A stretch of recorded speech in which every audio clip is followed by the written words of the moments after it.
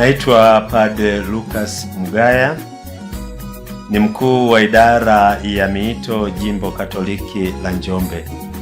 Napenda kutumia fursa hii kualika waheshimiwa mapadre wa Jimbo Katoliki la Njombe kuwa Dominika ya 4 ya Pasaka ni Dominika ya kuombea miito mitakatifu, kama tunavyoweza kuona katika bango letu.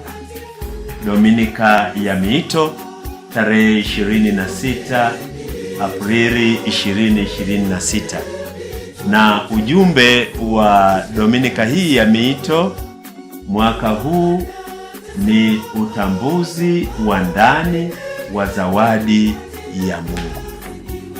Utambuzi wa ndani wa zawadi ya Mungu. Nawaalika waheshimiwa mapadre kuwa na siku 9 ndani ya adhimisho la misa, labda wakati wa maombi, kusali sala maalumu ya kuombea miito mitakatifu, na siku ya kilele, yaani ya tarehe hiyo 26, inakuwa ni hitimisho.